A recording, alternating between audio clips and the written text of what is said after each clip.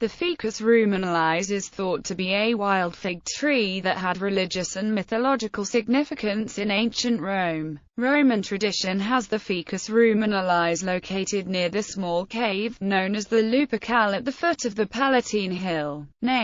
The name Ruminalis was connected by some Romans to rumus or ruma, teat, breast. The goddess Rumina was associated with breastfeeding, and her name clearly relates to Ruminalis, with both Rumina and Ruminalis being associated with the same fig tree. Legend. The tree is associated with the legend of Romulus and Remus. According to the legend, the tree stood at the spot where the floating makeshift cradle of the two babies landed on the banks of the Tiber. There, the twins were suckled by the she-wolf and, soon after, discovered by Faustulus, a local shepherd. Faustulus then took the twins to his humble hut, and presented them to his wife Acca Laurentia. The couple raised the boys righteously and made of them two worthy individuals, who eventually took command of the region and founded Rome. The legend of Romulus and Remus, associated with the Capitoline she-wolf and the Ficus Ruminalis, constituted a very important element of the Roman culture and daily life. The legend was depicted in murals, mosaics and coins everywhere in the empire. One example of coins representing the legend of Romulus and Remus is the silver denarius minted around 137 BCE. The coins show the Ficus Ruminalis tree in the background, and the she-wolf suckling Romulus and Remus in the foreground, with Faustulus observing the scene from one side of the tree. History. A statue of the she-wolf was supposed to have stood next to the Ficus Ruminalis. In 296 BC, the Curula Edilinius and Quintus Ogulnius placed images of Romulus and Remus as babies suckling under her teats. It may be this sculpture group that is represented on coins. The Augustan historian Livy says that the tree still stood in his day, but his younger contemporary Ovid observes only vestigia, traces, perhaps the stump.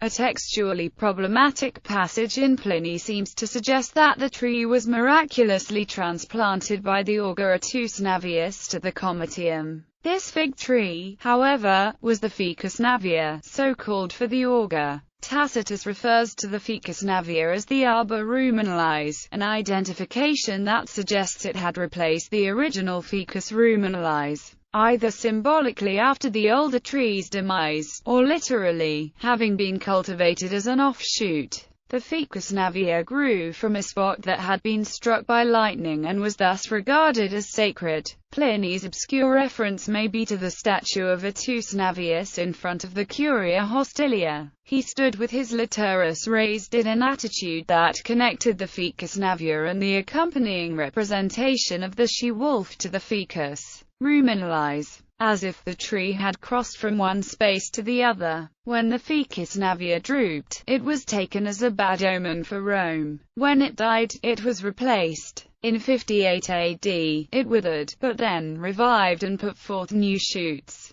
Archaeology. In the Archaeology of the Comitium, several irregular stone-lined shafts in rows, dating from Republican phases of pavement, may have been apertures to preserve venerable trees during rebuilding programs. Pliny mentions other sacred trees in the Roman Forum, with two additional figs. One fig was removed with a great deal of ritual fuss because it had interfered with the statue of Silvanus. A relief on the Plutae of Trajan depicts Marsyas the satyr, whose statue stood in the Comitium, next to a fig tree that is placed on a plinth, as if it too were a sculpture. It is unclear whether this representation means that sacred trees might be replaced with artificial or pictorial ones. The apertures were paved over in the time of Augustus, an event that may explain Ovid's vestigia.